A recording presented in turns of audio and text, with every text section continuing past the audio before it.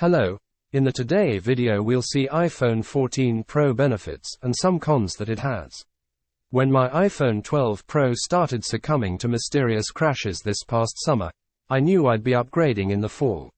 No matter what. That's why I was both excited and relieved by the reveal of the iPhone 14 Pro, which seemed to deliver just enough meaningful improvements over my 2020 phone to make dropping another $1,000 plus feel palatable. Many weeks later, I can say the investment was worth it. While it may feel like just another iPhone that efficiently and conveniently fits into my daily life, I often catch myself appreciating the iPhone 14 Pro's new features more and more, like when I'm out taking photos or showing it off to friends. At the same time, I've noticed that there's plenty of room for improvement. After 2 months of being an iPhone 14 Pro owner, here are 3 things I love about it and 2 that I don't. 2 months in, I continue to be delighted by the Dynamic Island, which is the new animated module that wraps around the now sleeker selfie camera and can morph itself to provide useful, glanceable information. It can show off everything from whatever song is playing on your favorite music streaming service to the battery level of your AirPods as soon as you pop them in, and it's something that I get real use out of every single day. I love that the Dynamic Island lets me see how much time is left on my timers without opening an app, super handy on laundry day, and that it reminds me that my personal hotspot is in use on those dreaded days when the Wi-Fi goes out. I also appreciate that my incoming calls now show up as a small bubble within the island rather than taking over my entire phone screen when I'm in the middle of an important work activity, and definitely not my 5th consecutive Marvel Snap game. The feature has gotten even better since launch with support for live activities, which let you view things like your real-time workout progress in the Steps app or live sports scores via Apple TV right at the top of the screen. Live activities are enabled by default once you've updated to iOS 16.1, so you'll likely start noticing these perks automatically as you use your go-to apps.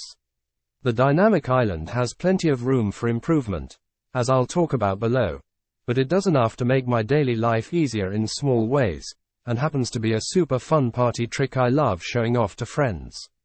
As someone who skipped last year's iPhone 13 Pro series, it's a real treat to finally own a phone with Apple's ultra-smooth promotion display technology.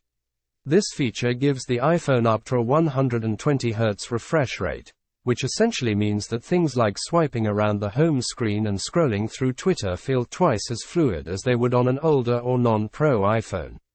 It's the kind of benefit you'll immediately notice when you go back to a slower 60Hz screen, because even new devices like the standard iPhone 14 or 10th general iPad will feel sluggish by comparison. I've long been jealous of the high refresh rate displays that Android owners have enjoyed for years, and I've become a real snob about them now that I have one on my iPhone.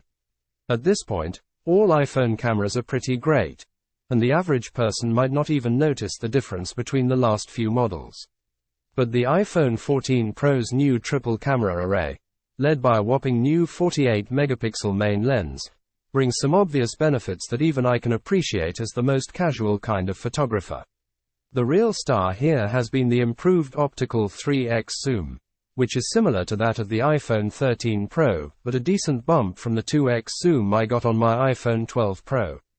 I go to lots of events, and I'm constantly impressed by the level of detail I've been able to capture even when zooming in from a distance, whether I'm capturing a band's set from a packed festival ground or getting a closer look at a chiseled pro wrestler as they enter the arena. And I'm just scratching the surface of what this thing can do. I've only briefly toyed with cinematic mode, which first debuted on the iPhone 13 and lets you create dramatic mixed focus videos, and I've yet to take advantage of the higher resolution Pro RAW shots, which are ideal for editing in Photoshop after the fact, that the 14 Pro is capable of. But even before you dig into any of its advanced settings, the iPhone 14 Pro takes some of the best out-of-box photos I've ever seen on a phone, to the point where I'm happy to keep my DSLR stowed away whenever it's time to shoot some. Now let's talk about cons. One of the iPhone 14 Pro's big new perks is its always-on display, which is designed to keep pertinent information visible, such as the time and weather, even when your phone is asleep. It's Apple's take on a feature that Android phones have had since forever, and quite frankly, I wish the iPhone borrowed more liberally from Team Google.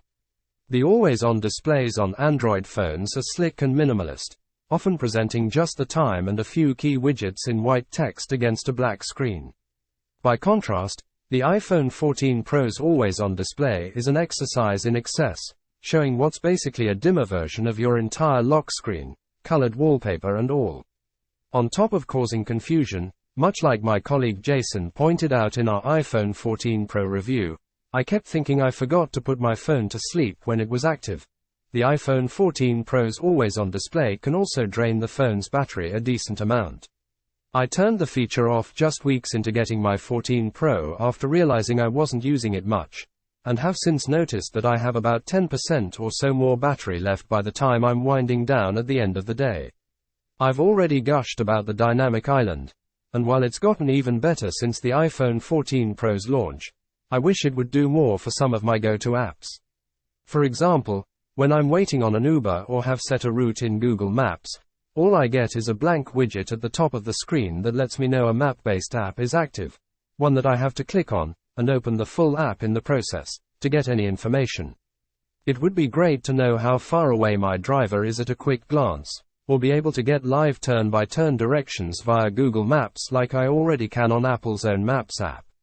Uber is at least set to get live activities functionality somewhere down the line, though there's no word about third-party map apps like Google Maps getting the same. Your mileage with the dynamic island will likely vary based on what apps you use. MacRumors has a comprehensive list, but it's still one at Meet the New Face of iPhone, reads the Apple website while describing the new cutout on top of the iPhone 14 Pro that eliminates the notch. Apple is pushing the dynamic island as its way of multitasking on an iPhone. After all, the website says, dynamic island, bubbles up music, sports scores, FaceTime, and so much more, all without taking you away from what you're doing. It's an interesting way of doing things, surely. But it isn't the game-changing feature the Apple marketing team wants you to believe. The dynamic island doesn't bring much to the table. It's a new interface, yes, but it doesn't do anything that wasn't possible before. Tap and hold it to play, pause music or change tracks. I could do that by swiping down from the top of the screen. And with iOS 16, I prefer swiping down to control my music because the widget is now at the bottom, unlike Dynamic Island, where I have to reach to the top by adjusting my phone grip. As I've written before, the Dynamic Island isn't very dynamic most of the time. As a result, it's just a big cutout placed lower than the notch that makes it eat up space when you are watching wider aspect ratio videos on YouTube or any other app. And don't you fill your screen with the video, else you'll be left with an ugly cutout right in your viewing experience. I hope the dynamic island changes in the future as developers update their apps to work with it.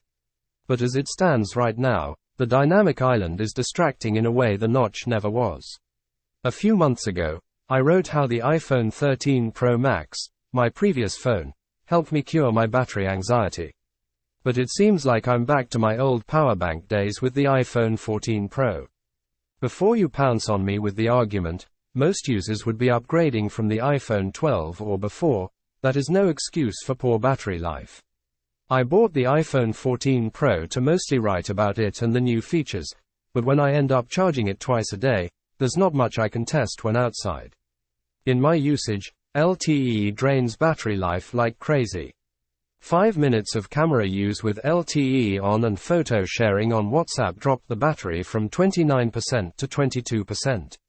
I'm not used to it as someone who has been daily driving the iPhone 13 Pro Max with stellar battery life for the past few months. Some say the battery drain could be a result of iOS 16. And it really could be. I also updated my iPhone 13 Pro Max on the latest software and it isn't lasting me as long as it did before, but it could still see me through a day of usage easily.